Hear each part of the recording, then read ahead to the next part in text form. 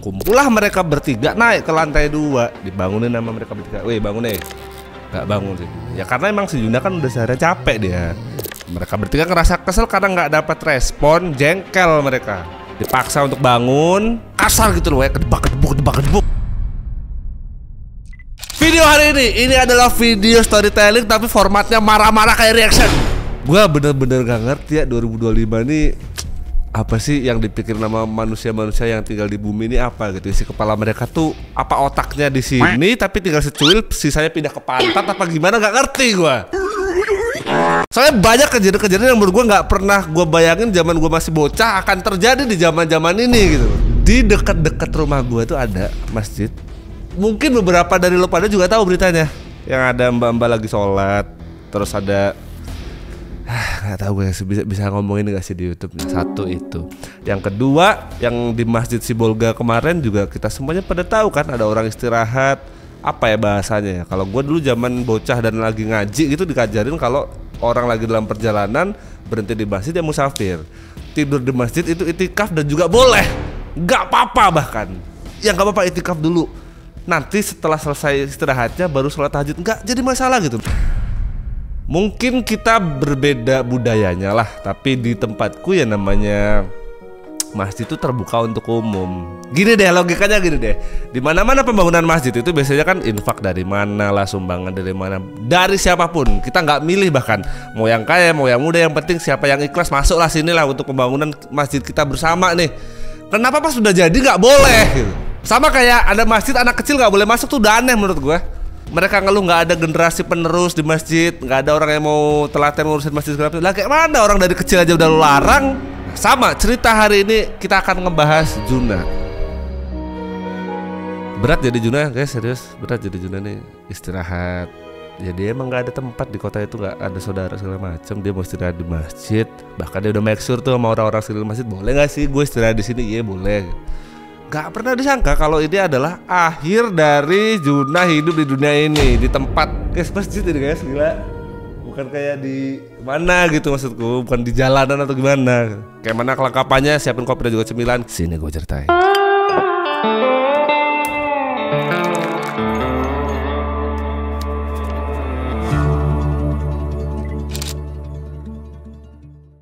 Kurang lebih seminggu dari video ini dibuat, berarti tanggal 31 Oktober 2025. Tepatnya di salah satu kota besar nih, Sibolga di Sumatera Utara. Di tengah kota itu ada Masjid Agung yang namanya Masjid Agung Sibolga. Namanya adalah Juna, remaja usia 21 tahunan. Dia datang dari Simeulue. Kalau salah silakan dikoreksi ya, kurang lebih itu namanya. Itu tepatnya ada di Aceh. Jarak yang lumayan jauh kalau dari tempat itu untuk datang ke Sibolga tadi. Bahkan butuh berjam-jam ketika dari Simeulue tadi mau ke Sibolga. Dan itu naik kapal. Nah Juna ini dikenal sebagai pria yang baik. Dia sopan santun, dia pribadi yang bagus lah. Selain itu dia juga pekerja keras dan juga mandiri. Karena gini guys, profilingnya si Juna ini, dia adalah anak yatim piatu. Tapi Juna adalah 4 bersaudara. Dia adalah satu-satunya laki-laki di antara adik-adiknya. Secara tidak langsung Juna lah yang harus menggantikan peran ibu dan juga bapaknya almarhum sebagai tulang punggung keluarganya. Apalagi dua adiknya si Juna ini lagi sekolah di Banda Aceh. Semua keperluan adik-adiknya Juna inilah yang harus memikirkan. Itu yang bikin Juna sampai nekat dari Simeulue Aceh tadi harus ke Sibolga. Tujuannya nggak lain untuk bisa ngebiayain adik-adiknya. Pekerjaan si Juna ini sehari-hari sebagai nelayan pisir.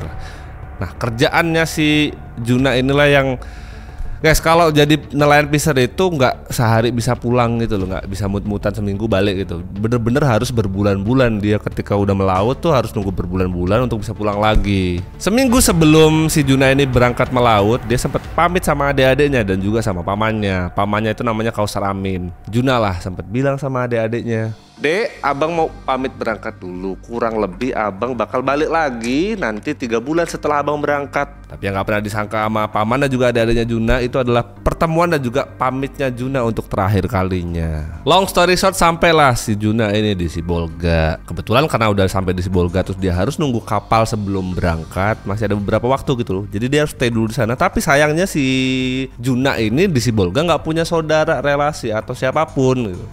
Karena seharian udah keliling, capek dan gak punya tempat tinggal dan juga saudara di Sibolga, maka satu-satunya tempat yang terbesit di kepala Juna adalah tempat yang paling aman dan juga nyaman harusnya.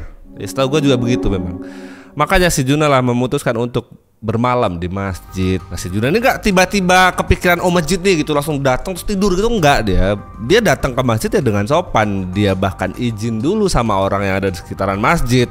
Dia sempat nemuin orang yang menurut beberapa berita yang gue baca tuh sumber bilang kalau dia ketemu dengan JP, pria usia 57 tahunan. Yang kalian pikir itu adalah marbot masjid dan segala macam, bukan. JP inilah satu di antara 4 pelakunya. Nanti gue ceritain di belakang. Arjuna bahkan sempat bilang sama Mas JP, ya aku mau izin istirahat dulu di sini Pak, bentar aja. Tapi tenang aja, aku nggak akan istirahat di dalam atau di mana, di teras aja cukup lah. Aku benar-benar cuman pengen istirahat dan nggak punya tempat tinggal aja di sini. Jadi statusnya kayak apa ya? Musafir kayak gue bilang di awal tadi. Nah sampai sini harusnya logika berpikir manusia yang normal nih ya. Ya si Juna tuh datang dengan adab yang bagus loh. Tapi nggak dibolehin sama si JP. Nggak boleh, nggak ada yang boleh tidur di masjid.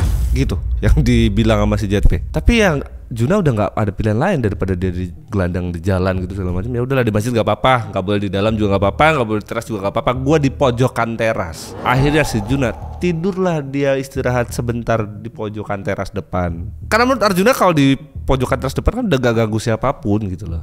Tapi di lain versi dari beberapa sumber berita yang gue baca, ada yang bilang kalau sebelum si Juna ini masuk ke masjid, di depan masjid, di sekeliling masjid gitu, Juna ini sempat beli nasi goreng, makanlah dia di sana. Sambil makan nasi goreng itu, dia sempat nanya sama penjual nasi goreng, "Bang, aku nih boleh nggak bang tidur di masjid ini bang?" Dijawablah sama yang jual nasi goreng, "Siapa sih yang nggak boleh orang istirahat di masjid? Masjid kan rumah Allah." Gitu yang dijawab sama nasi goreng. Ya kita semua juga sepakat dengan hal itu kan. Jawaban dari abang-abang nasi goreng ini yang bikin Juna lumayan tenang. Walaupun dia tadi ada penolakan dari JP, ya udahlah, mungkin JP aja nih yang agak sensi orangnya. Tapi sebagian besar dari orang sini aman-aman aja kok kalau gue istirahat sebentar di sini. Itu yang dipikir nama Juna. Walaupun kenyataan yang dialami sama Juna malam itu berbeda. Di sekitaran jam 3.30 itu kalau di tempat gua tuh berarti udah dengar suara orang ngaji, karena udah 30 menit sebelum subuh lah pokoknya, sebelum azan. Si JP, orang yang pertama kali ditemuin nama Juna di masjid tadi itu, si JP ini dari bawah dia dengar di lantai 2 dengar orang ngorok. Wah ini pasti bocah yang kularang tadi nih. Gak lama dari itu si JP ini lah naik ke atas di lantai 2 itu. Betul, begitu dia nyampe sana yang ditemuin si Juna lagi tidur di sana. Ngelihat si Juna udah tertidur di sana, JP ini manggil 2 kawannya. Satu namanya adalah HB. Gua nggak tahu kenapa berita pada singkat namanya, harusnya nggak usah lah harusnya. HB ini umurnya 46 tahun. Sama ada satu lagi namanya SS 40 tahun. Mereka berdua memang sudah biasa nongkrong di sekitaran masjid. Nongkrong. Tolong digarisbawahi, nongkrong. Jadi bukan statusnya sebagai marbot masjid gitu, bukan. Emang nongkrong aja di sekitar masjid. Kumpullah mereka bertiga naik ke lantai 2. Dibangunin sama mereka bertiga. "Weh bangun deh." Gak bangun si Juna. Ya karena emang si Juna kan udah seharian capek dia. Kecapean lah di jalan lah. Dibangunin lagi, nggak bangun lagi. Mereka bertiga ngerasa kesel karena nggak dapat respon, jengkel mereka. Ngeledek nih bocah emang. Mereka bertiga tuh mikir kalau emang si Juna ini pura-pura tidur aja biar nggak dibangunin atau nggak diusir gitu loh. Satu kawan ini dari antara bertiga ini nyeletuk, nantangin nih bocah nih. Direspon sama si JP, "Udahlah bangunin aja biar kapok." Akhirnya dibangunin lah si Juna. Tapi nggak, gimana ya? Kan nggak boleh ganggu orang makan, nggak boleh ganggu orang tidur gitu ya. Mau bangunin juga ada adabnya lah. Banguninnya nggak kayak orang pada umumnya gitu, bangun enggak, "Mas bangun," itu enggak dia. Nggak bisa aku bahasa ini karena di YouTube nih. Pokoknya banguninnya begitulah dia, dipaksa untuk bangun, kasar gitu loh ya, kedebak gitu. Setelah itu belum selesai, dibawa paksa nih dari lantai 2 itu ke bawah. Lo bayangin diri sendirilah situasinya gimana. Dipaksa tuh dibawa sampai di halaman depan. Di halaman depan ini ada 2 orang yang datang, CL 38 tahun sama RS. Saya sebutnya RS lah, dia umurnya 30 tahunan. Apakah mereka berdua datang untuk menyelamatkan si Juna? Tidak. Mereka berdua datang tidak untuk menyelamatkan si Juna, tapi ngikut gitu loh. Ngikut sama JP sama 2 kawannya tadi. 5 lawan 1 lah. Kok Juna gak ngelawan bang? Ya gak bisa deh, gak bisa. Orang capek tidur. Orang tidur dibangunin dengan cara begitu tuh ya setengah sadar gitu. Nyawanya tuh belum kumpul gitu loh. Dia berusaha untuk memproses apa yang terjadi aja masih susah gitu. Boro-boro mau ngelawan. Harusnya ngelihat lawannya begitu, empati lah pakai dikit gitu. Maksud empati tuh pakai dikit gitu. Itu malah kayak mana ya, malah dilanjutin aja gitu loh. Terus si CL yang ditemui di teras tadi, yang kita kira bakal ngebantu, dia pegang bajunya si Juna ini, dibawa lama dia beberapa meter dari sana. Sampai situasi ini gue berusaha mengerti, mungkin aja mereka was-was kalau ada orang asing yang datang di lingkungan mereka, apalagi di masjid. Mungkin mereka berpikir akan ngambil barang lah, maling lah, atau apalah. Karena kan memang beberapa kali memang terjadi yang begitu. Kalau memang begitu gitu ya. Tapi kayaknya sih enggak gitu ya. Kenapa gue bisa lantang bilang enggak? Karena si SS ini, dua kawan yang dipanggil sama JP tadi, waktu kejadian semuanya udah terjadi begitu, itu masukin tangannya ke kantongnya si Juna gitu loh, ngambil lah duit 10.000. Kalau emang tugasnya buat ngamanin ya wes gitu loh maksudnya. Nggak ngambil maling dong. Yang dicurigai maling ini JP apa dia? Coba dipikir secara logika. Udahnya si SS ini ngambil duitnya si Juna di pelataran masjid gitu, tuh ada kelapa gitu loh. Sama si SS ini diambillah kelapa itu. Aduh guys, gitulah kalian bayangin lah, nggak bisa aku yang begini itu aku jelasin di YouTube, bahaya. Ini jadi satu-satunya serangan terakhir karena kelapa yang dilempar tadi tuh bener-bener keras banget dan kenanya di kepala. Gara-gara itu si Juna lah tergeletak dia di depan pelataran masjid gitu. 5 orang tadi tuh cabut aja gitu, nggak ada yang peduli sama si Juna nih kondisinya gimana. Berapa jam setelah kejadian itu warga sekitar dan juga marbot masjid lah datang, ketemu lihat si Juna, weh siapa ini babak belur depan masjid gitu. Nah ini marbot masjidnya, yang 5 tadi bukan marbot masjid, emang mereka nongkrong aja sekitar masjid. Di situasi ini Juna tuh masih bernafas tapi kayak udah kritis gitu lah. Ngeliat kondisi Juna yang udah begitu sama marbot dan juga warga sekitar tadi, si Juna lah dilarikan ke RSUD Tobing Sibolga. Tapi sayangnya nyawa si Juna udah gak tertolong lagi. Jam 6 kurang 10 menit 5.50 gitu Juna dinyatakan sudah meninggal. Setelah kejadian itu polisi yang dapat laporan itu langsung ngejar ke TKP. Ya enggak susah sih harusnya karena emang orang-orang sekitar sana aja. Jadi 3 pelaku pertama tadi JP, HB sama SS tadi langsung ditangkap di hari yang sama. 2 yang ketemu terakhir itu baru ketangkap di besok harinya. Dari penangkapan itu juga bukti-buktinya ada semua, CCTV di masjid itu kebetulan ngerekam semua kejadiannya. Terus kelapa yang tadi jadi barang bukti itu juga masih utuh. Dan dari beberapa sumber berita yang gue baca valid ya kalau 5 orang ini memang bukan pengurus masjid. 5 orang ini adalah warga sekitar masjid aja. Dan memang sudah sewajarnya kalau mereka dijerat dengan kasus pembunuhan, pencurian dan juga kekerasan yang berujung kematian. Dan gak usah kaget kalau kejadian ini benar-benar viral dan rame di internet. Bahkan media-media internasional juga ada beberapa yang ngeliput berita ini. Kenapa begitu? Karena memang ini terjadinya di rumah ibadah. Tempat yang di benak kita semua itu adalah tempat yang paling aman dan juga nyaman. Memang kejahatan tuh kalau disangkut pautin sama agama tuh legalinya pakai agama tuh jadi ya gitulah. Setelah kejadian itu keluarganya, berarti ada adanya Juna tadi sama pamannya dikabarin lah gimana kondisinya Juna hari itu.